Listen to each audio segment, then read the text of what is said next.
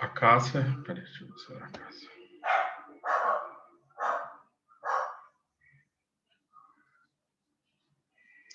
Então vamos agradecer a Deus e a Jesus por essa oportunidade que nos concede de mais uma vez aqui nos reunirmos na busca do aprendizado. Somos agradecidos, Pai, por tudo que nos oferece, visando o nosso bem, as nossas melhorias. Tenhamos nós olhos de ver, ouvidos de ouvir, para que possamos ser instrumentos úteis da Tua vontade, assimilando estes ensinamentos que vêm a nós por Ti, Pai.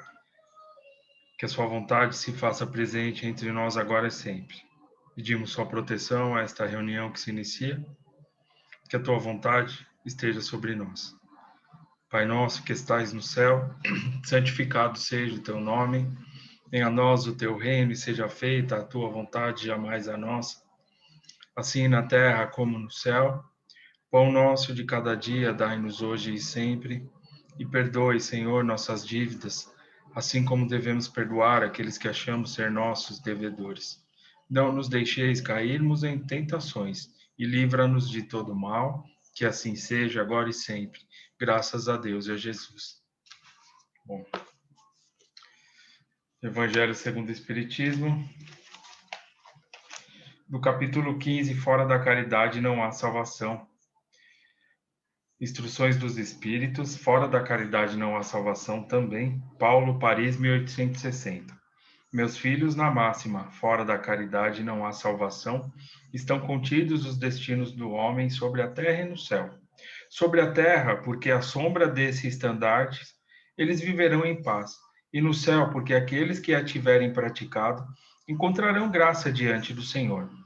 Esta divisa é a flama celeste, a coluna luminosa que guia os homens pelo deserto da vida, para conduzi-los à terra da promissão. Ela brilha no céu como auréola santa na fronte dos eleitos. Deixa eu aceitar a Conceição aqui. Pronto.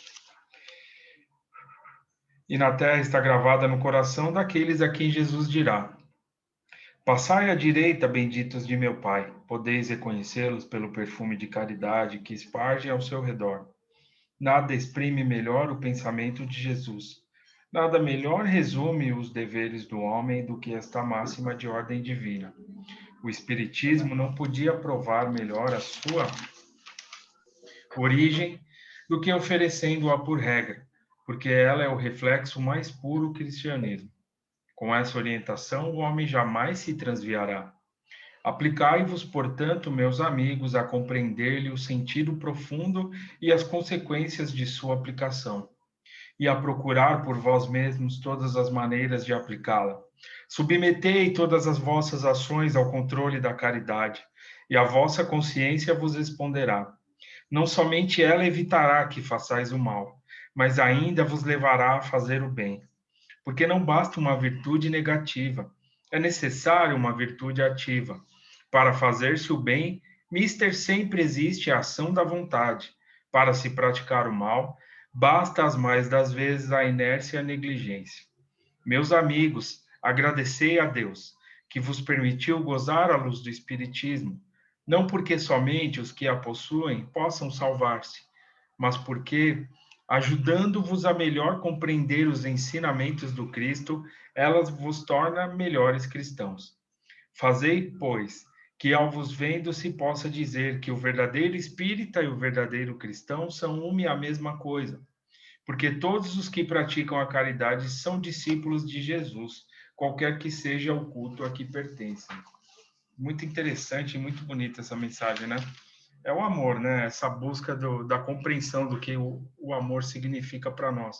Esse amor que nos impulsiona, o amor que nem sempre vai nos mostrar as situações melhores, né? As coisas boas, mas também as coisas difíceis para que a gente possa trabalhar nossas qualidades, buscar uma compreensão, uma superação. Isso também é um amor. Então, ou seja, o amor está presente em todos os momentos, tá? Pelo amor, nós estamos aqui hoje, vivendo essa encarnação, fomos criados todos, mas o que cada um de nós deve buscar é o que significa esse amor, né? Dentro daquilo que nós conseguimos detectar, enfim, compreender, trabalhar, para que a gente possa trazer para a nossa caminhada e para o nosso dia a dia essas questões, tá?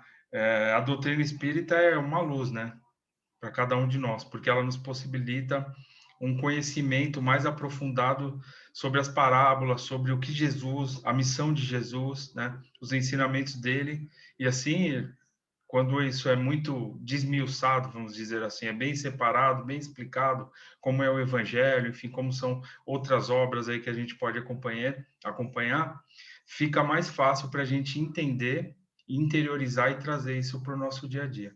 Então, o amor está presente em tudo. Mas qual o significado que a gente tem para essa palavra amor? E que a gente possa trazer dentro das nossas possibilidades e trabalhar isso dentro de nós, tá? Tudo está aí para que a gente possa buscar esse conhecimento. Tudo bem? Alguém quer comentar alguma coisa? Então vamos lá. Bom, então estamos aqui, Missionários da Luz, capítulo, acho que é 16. Capítulo 16.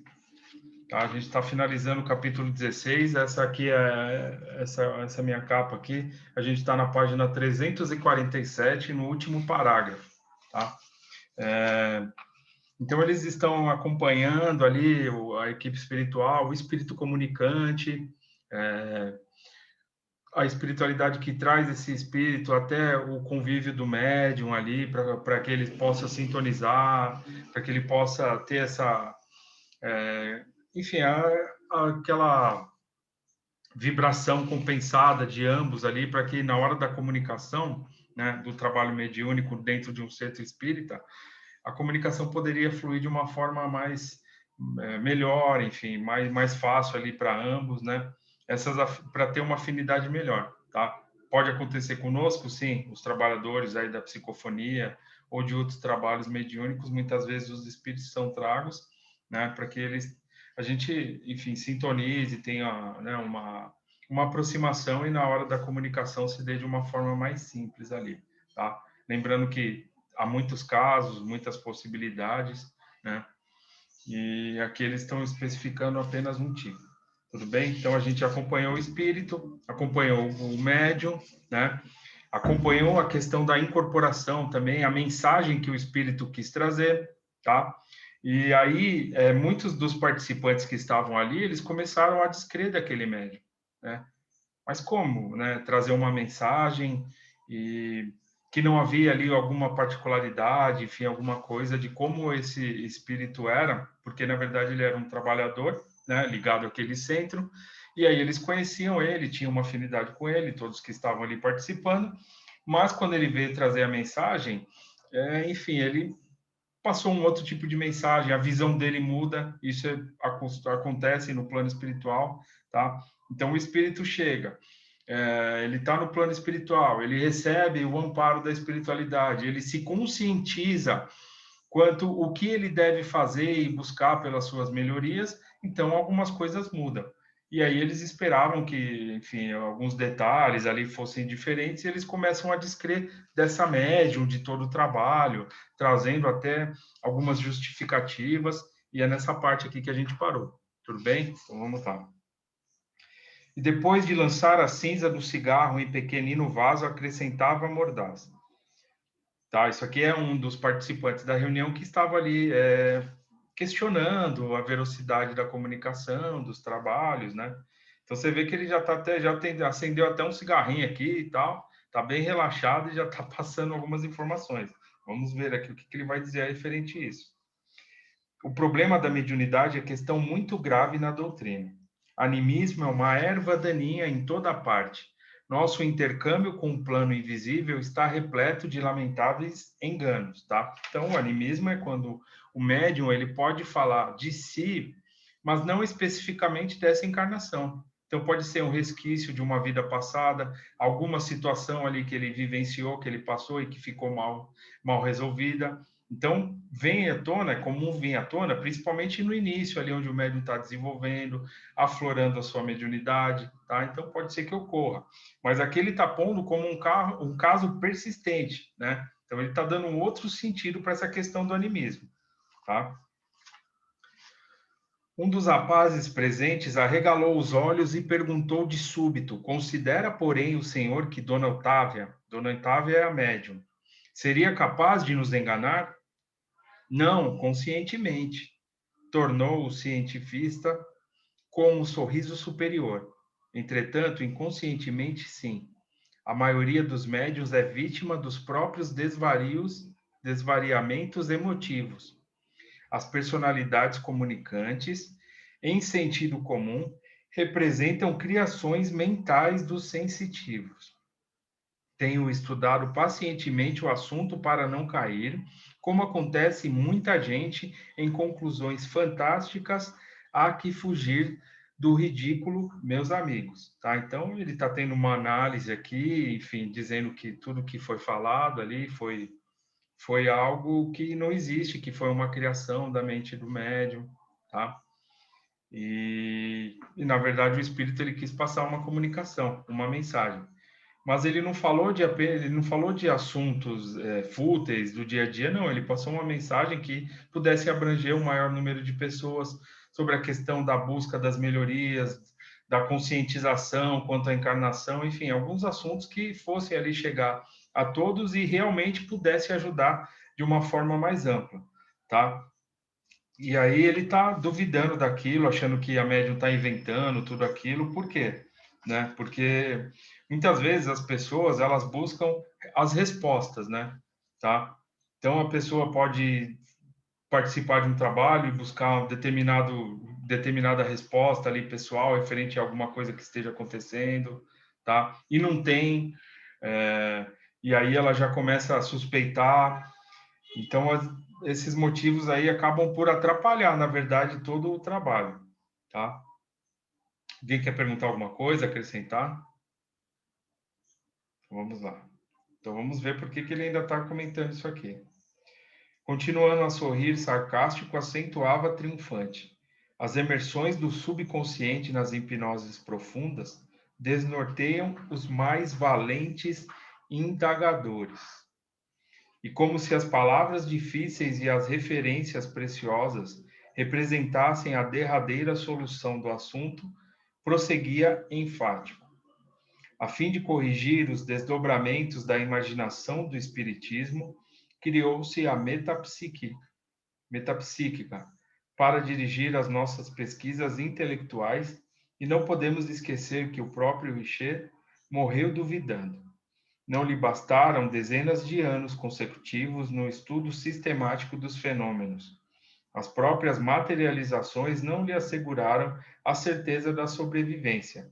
Portanto, então, metapsíquica é uma ciência que tem por objetivo o estudo da produção dos fenômenos mecânicos ou psicológicos devido às forças que parecem ser inteligentes ou poderes desconhecidos, tá? Então é um estudo que eles fazem referente aos fenômenos aí, e ele estava seguindo esse caminho aí buscando essa metapsíquica.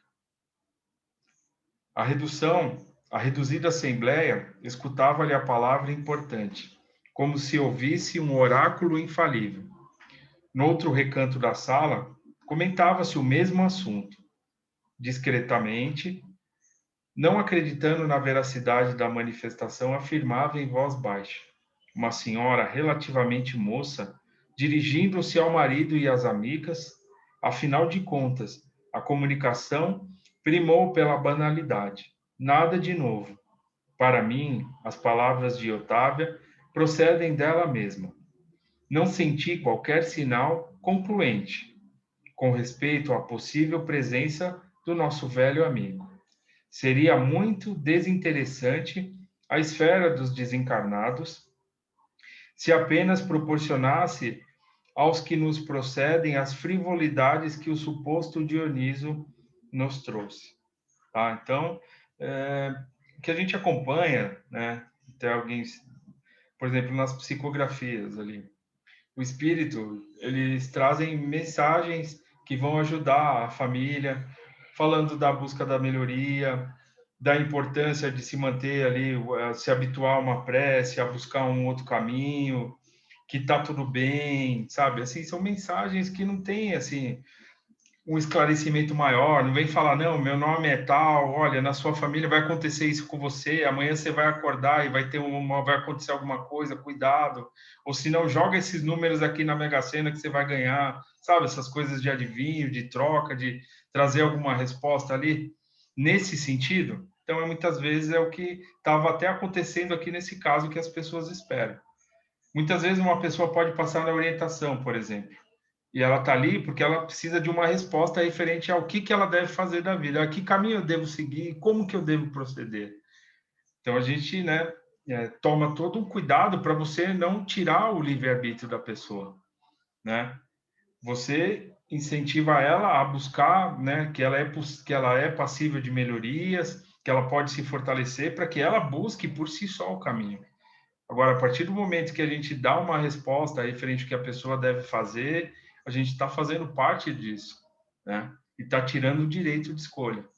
E isso não acontece nessas questões espirituais, tá? Porque era um espírito que ele tinha uma condição, ele se comunicou, ele tinha uma condição, ele já estava no plano espiritual recebendo ajuda e ele veio apenas para trazer uma mensagem que abrangesse as pessoas.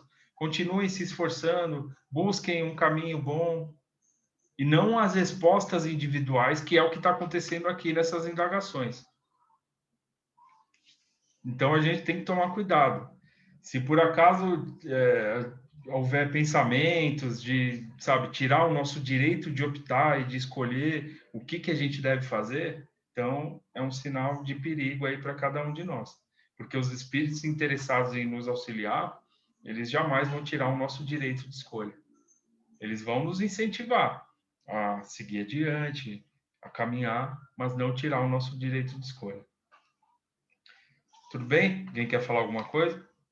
Roberto, meu amigo, quer falar? Rapidinho. Por favor. Veja, normalmente, as pessoas que não conhecem a doutrina espírita ou acham que conhecem, né, elas sempre vão buscar os assuntos dentro da materialidade, sempre pedindo coisas fúteis. Por isso que aconteceu essa situação aí com esse espírito que deu uma comunicação de nível geral, e a gente tem que entender que o espírito, depois que ele desencarna, ele tem uma capacidade de síntese que nós aqui encarnados não temos ainda. Então, fica realmente tudo diferente. Agora, o que tem que ser analisado é aquilo que a gente sempre fala, né? Tem que ser analisado a coerência da coisa, né? Que tipo de mensagem que está sendo colocada, e é isso. Agora, as pessoas que não conhecem a doutrina estão sempre querendo particularizar as coisas, coisas fúteis, né? E não é isso que a espiritualidade se propõe. É isso aí. Muito bem posto, meu amigo. Tá? E é o que está acontecendo aqui nesses casos. Tá? E também a questão da quando o espírito ele tá assim, ele tem uma amplitude do conhecimento ali, de saber o que ele, né, como que ele deve proceder. Isso aí vai influenciar também. Mas não era a resposta dessas pessoas que estavam ali participando, que eles queriam um outro tipo de respostas, enfim. E aí já começaram a suspeitar. Talvez, é lógico que a gente deve fazer uma análise do que está acontecendo, do que está passando, que nem o Roberto falou, é importante. Até as mensagens que ele nos trouxe aqui, apócrifas, né? Analisar para que a gente não caia nos erros. Mas ali era uma outra questão, né? Então, de vez eles estarem analisando a situação, né? Trazer essas dúvidas para tirar um esclarecimento nas obras básicas ali, trazer, enfim, buscar, né? Compreender realmente o que aquilo estava querendo dizer. Eles já começaram a suspeitar, enfim, desacreditar e até falar mal da médium aqui, né? E olha o trabalho que teve para que o espírito pudesse ser trazido ali, da espiritualidade, enfim, tudo que aconteceu aí que a gente já acompanhou. Talvez tenha havido alguma perturbação, disse o esposo da senhora. Não nos achamos livres de mistificadores do plano invisível. Com certeza, né? Por isso que cabe a nossa análise. A importância do estudo, né? Tudo que o Roberto já frisou aí para nós também anteriormente. O grupo abafa o riso franco. Nunca experimentei tanta decepção como nesses instantes em que examinava o processo de incorporação mediúnica. Ninguém ali ponderava as dificuldades com que Euclides, o bom cooperador espiritual, fora defrontado para trazer à casa o conforto daquela noite. Ninguém ponderava sobre a luta que o acontecimento representava para a própria médium, interessada em servir com amor na causa do bem. Os companheiros encarnados sentiam-se absolutamente credores de tudo. Os benfeitores espirituais, na apreciação dos presentes, não passariam de meros servidores de seus caprichos, a voltarem do além-túmulo tão somente para atender-lhes o gosto de novidades. Com raríssimas exceções, ninguém pensou em consolo, em edificação, em aproveitamento da experiência obtida, ao invés do agradecimento, da observação edificante, tá? Observação edificante. Cultivava-se a desconfiança e a maledicência. Alexandre percebeu que Euclides acompanhava a cena com justificado desapontamento, agravado pelas advertências da véspera. Mas, praticando seu culto de amor e gentileza, o instrutor recomendou-lhe o afastamento, confiando-lhe aos cuidados a entidade comunicante, que deveria regressar sem perda de tempo ao lugar de origem. O instrutor acercou-se de mim, compreendeu-me o espanto e falou: Não se admire, André. Nossos irmãos encarnados padecem complicadas limitações. Mostrou a fisionomia confiante e sorridente e acrescentou: Além disso, como você observa, a maioria tem o cérebro hipertrofiado e o coração reduzido. Nossos amigos da crosta comumente criticam em demasia e sentem muito pouco. Estimam a compreensão alheia. Todavia, raramente se dispõe a compreender os outros. Mas o trabalho é uma concessão do Senhor e devemos confiar na providência do Pai, trabalhando sempre para o melhor. Em seguida, fez algumas recomendações a alguns amigos que ficariam na tenda de realização espiritual e falou: Vamos-nos! Ao nos afastarmos, rente à porta, um cavalheiro dizia ao diretor dos serviços: Todos nós temos o direito de duvidar. Com certeza, todos temos. Não ouviu a resposta do interlocutor encarnado, mas Alexandre considerou com a expressão fisionômica de um pai otimista e bondoso. Ele que vai dar a resposta aqui dessa indagação, hein? O benfeitor espiritual. Quase todas as pessoas terrestres que se valem da nossa cooperação se sentem no direito de duvidar. E é muito raro surgir um companheiro que se sinta com o dever de ajudar, tá? Então, com certeza, a gente tem que duvidar, é através das indagações que vamos nos esclarecer, enfim, vamos realmente compreender, mas a gente deve fazer a nossa parte, buscar as respostas, né? Analisar a situação direito, baseado nos estudos, tá? Então, se tem aqui um ponto que eu estou duvidando, que eu não estou descrendo, que eu não estou conseguindo compreender, então eu vou buscar a resposta aqui, vou procurar os livros, vou abrir um livro, enfim, vou conversar com algum colega, vou buscar nas obras de Kardec ali as respostas que eu preciso e muitas vezes não é dessa forma que acontece, que é o que ele falou aqui, tá? Muitas vezes a gente só duvida, mas não faz a nossa parte no esclarecimento, na busca do esclarecimento. Então é isso. Então finalizamos aqui o capítulo 16 da incorporação, tá? E alguém quer comentar alguma coisa? Alguma dúvida? Então vamos lá. Então é isso. Então isso aqui é o que acontece nos dias ali do trabalho, os espíritos que são trazidos, o trabalho que é feito com os trabalhadores, a importância de todos que estão participando ali da sessão, acompanhando, tá? As incorporações, os médiuns, tirar ali o ensinamento primeiro, porque todo o trabalho que ele participa é muito importante no sentido do aprendizado, tá? Então, duvidar, sim, a gente não tem que aceitar as coisas, né?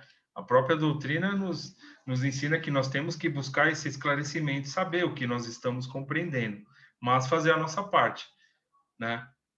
Dedicação, buscar as respostas que nós queremos, estudar, enfim, nos dedicarmos também, que isso é o que nos cabe, ok? Então é isso aí. Então terminamos aqui, vamos para o capítulo 17, doutrinação. Já estamos quase terminando aqui o nosso livro, hein? Deixa eu ver quantos capítulos nós temos. Lembrando que, rapidamente aqui, eu já escolhi aqui o livro que a gente vai estudar depois desse aqui, tá? É um livro... Vou falar ainda, vou manter aqui um segredo aqui. Vou fazer um suspense aqui para vocês. Então vamos lá. 17º, capítulo 17, doutrinação. Terminavam os trabalhos de uma das reuniões comuns de estudos evangélicos quando uma entidade muito simpática acercou-se de nós. Cumprimentando o meu instrutor, que respondeu com espontânea alegria. Tratava-se de mãe afetuosa, que expôs sem rebuços as preocupações dolorosas que lhe assaltavam o espírito, solicitando o concurso valioso de Alexandre logo após as primeiras palavras. Ó meu amigo, até hoje permaneço em luta com meu infortunado marinho. Não obstante meus ardentes esforços, o pobrezinho continua prisioneiro dos poderes sombrios. Entretanto, esperançada agora em sua possível renovação, venho pedir-lhe a cooperação no serviço de auxílio à sua alma infeliz. Uma nova doutrinação interrogou o mentor solícito. Sim, disse a mãe angustiada, enxugando os olhos. Já recorri a diversos amigos que colaboram na oficina dos trabalhos espirituais, onde conheço a sua atuação de orientador. E todos se prontificaram a prestar-me concurso fraterno. Tá? Então, ela foi pedir um auxílio ali para o filho, que estava ali passando por algumas dificuldades. Nota em Marinho sinais evidentes de transformação interior? Perguntou Alexandre. Ela respondeu num gesto afirmativo com a cabeça e prosseguiu. Há mais de 10 anos procuro dissuadi-lo do mau caminho, influenciando de maneira indireta. Por mais de uma vez já o conduzi a situações de esclarecimento e iluminação, sem resultado. Como é de seu conhecimento, agora, porém, observo-lhe as disposições algo modificadas. Vou tirar aqui. Espera aí que não sente o mesmo entusiasmo ao receber as sugestões malignas dos infelizes companheiros de revolta e desesperação. Sente inexprimível tédio na posição de desequilíbrio e, às vezes diversas, tenho tido a satisfação de conduzi-lo à prece solitária, embora sem conseguir furtá-lo ao fundo de rebeldia. Então, ele escolheu um caminho difícil, mas o mal, né, enfim, os caminhos muitas vezes difíceis aí que a gente acaba escolhendo, chega um momento que aquilo se torna cansativo, tá? E aí que é o momento de despertar. E aí esse tempo varia, né? Varia muito de um para outro, e há espíritos que podem ter esse despertar de uma forma mais rápida, outros demorar um pouco mais, né? Mas ela, como mãe, tentou ajudar, mas o direito dele, né, de escolher, sempre foi respeitado. Então, ela não poderia influenciar nessa questão. Queria auxiliar, assim, imagina uma mãe querendo auxiliar o filho buscando ali um caminho difícil, tomando outra decisão, e ela tendo que acatar o direito de escolha, mas sabendo que em algum momento ele ia retomar a sua caminhada, que é o que acontece com cada um de nós, tá? Então, os espíritos que são levados até uma casa espírita, que recebem ali os cuidados, que participam dos trabalhos mediúnicos, eles já têm ali uma predisposição em receber esse auxílio, né? Tá? Então, por isso que eles são aceitos ali, recebem todo um trabalho e participam através de uma psicofonia, por exemplo, e eles são conduzidos a um tratamento, então eles já têm essa predisposição, tá? E a espiritualidade sabe, ela organiza todos os trabalhos nesse sentido, tá? Então aqui seria da mesma forma. Tudo bem? Alguém quer perguntar alguma coisa? Falar? Roberto, meu amigo, quer comentar? Não, ainda não. Avança mais um pouquinho. Tá bom, vamos lá então. A venerável entidade imprimiu ligeira pausa à conversação, continuando em tom de súplica. Quem sabe terá chegado para ele o divino instante da luz íntima? Muito venho sofrendo por esse pobre filho, desviado da estrada reta, e é possível que o Senhor me conceda presentemente a graça de reintegrá-lo na senda do bem. Para esse fim, estou congregando as minhas afeições mais puras. Em seguida, fixando o mentor com estranho brilho nos olhos, implorou: Ó Alexandre, conto com seu apoio decisivo. Preciso trabalhar por Marinho, de cuja desventura me julgo culpada, até certo ponto, e confesso-lhe, meu amigo, que me sinto cansada em profunda exaustão espiritual. Compreendendo-a, exclamou o interlocutor comovido. A luta incessante para arrebatar um coração amado, prisioneiro das trevas, dá para esgotar a qualquer um de nós. Tenha calma, porém. Se Marinho permanece agora entediado diante dos companheiros de criminoso desvio, então será fácil ajudar o espírito, recolocando-o a caminho da verdadeira elevação. De outro modo, não me abalançaria ao concurso ativo. Confie em nossa tarefa e façamos por ele quanto estiver ao alcance de nossas possibilidades. Tudo está pronto no campo preparatório? Sim, elucidou a respeitável matrona, desencarnada. Alguns amigos me auxiliarão a trazê-lo, enquanto outros se encarregarão de ajudar Otávia, encaminhando convenientemente o assunto no agrupamento. Pois bem, concluiu Alexandre atencioso. Na noite aprazada, estarei presente, cooperando a favor dele, quanto seja possível. Depois de comovedores agradecimentos, estávamos novamente a sós. Porque a doutrinação em ambiente dos encarnados? Indaguei. Semelhante medida é uma imposição no trabalho desse teor? Não, explicou o instrutor. Não é um recurso imprescindível. Temos variados agrupamentos de servidores do nosso plano dedicados exclusivamente a esse gênero de auxílio. As atividades de regeneração em nossa colônia estão repletas de institutos consagrados à caridade fraternal, no setor de iluminação dos transviados, os postos de socorro e as organizações de emergência, nos diversos departamentos de nossa esfera de ação, contam com avançados núcleos de serviço da mesma ordem. Em determinados casos, porém, a cooperação do magnetismo humano pode influir mais intensamente em benefício dos necessitados que se encontrem cativos das zonas de sensação na crosta do mundo. Mesmo aí, contudo,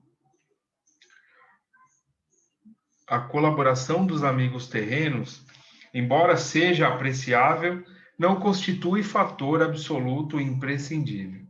Mas quando é possível e útil, valemo-nos do concurso de médiuns e doutrinadores humanos, não só para facilitar a solução desejada, senão também para proporcionar ensinamentos vivos aos companheiros envolvidos na carne, despertando-lhes o coração para a espiritualidade. Tá? Então, eles estavam ali todos preparados, tanto os desencarnados quanto os encarnados, né? Então, o aprendizado se faz para todos, né? Muito, muito importante isso. Deixa eu ver o tempo. O mentor fixou um sorriso e prosseguiu. Ajudando as entidades em desequilíbrio, ajudarão a si mesmo. Doutrinando, acabarão igualmente doutrinados. Satisfeito com as elucidações recebidas, passei a considerar o caso pessoal da terna entidade que nos visitara, porque permaneceria um espírito iluminado em serviços consecutivos por alguém que se comprazia nas sombras? Seria justo acorrentar corações maternais a filhos impertinentes? O orientador, contudo, veio ao encontro de minhas interrogações, explicando: a dedicada amiga que nos visitou é uma pobre mãe em luta depois da morte física. A quem se refere na intercessão? Perguntei. A um filho que foi sacerdote na crosta. Sacerdote? Indaguei, profundamente surpreendido, tá? Ele fala assim, Alexandre, ele vai dar mais alguns detalhes referente ao espírito que vai ser, que vão receber ali uma doutrinação. Com certeza deve ter acontecido alguma situação nesse campo aí que causou esse desequilíbrio, mas que ele receberia o amparo e a espiritualidade estaria ali se preparando para esse resgate. Aí tem a questão da aproximação que eles fazem junto ao espírito, pegam, né, alguém que tem uma afinidade, no caso a mãe, então eles se preparam ali de todas as formas, tá? Então eu vou parar por aqui que já está dando o nosso tempo, mas daqui a 15 dias a gente vai saber mais detalhes desse espírito que vai ser socorrido e vai receber ali todos os cuidados, tá? Então, eles estão se organizando lá no plano espiritual, sempre se organizam para nos auxiliar, inclusive nesses momentos aí que nós estamos vivendo, quando estamos trabalhando, nas nossas atividades do dia a dia, enfim, há todo um trabalho na espiritualidade em nos auxiliar, tá? Mas a gente tem que sempre se organizar também e buscar estar mais, né, buscar se organizar, se preparar para os trabalhos, né? Que isso também é muito importante a gente fazer a nossa parte. Tudo bem? Alguém quer tem alguma dúvida, alguma coisa? Então vamos lá finalizar. Agradecer a Deus e a Jesus por tudo que temos, pedir a Deus que nos proteja e nos ampare, que tenhamos força e coragem para iniciar mais uma semana. Obrigado, Pai, por nos unir aqui na busca do conhecimento. Que assim seja agora e sempre. Graças a Deus e a Jesus. Tá? Então agora nos vemos aí no nosso próximo encontro aí que a Tati vai abrir. Tá bom? Obrigado a todos. Daqui a 2 semanas estamos de volta.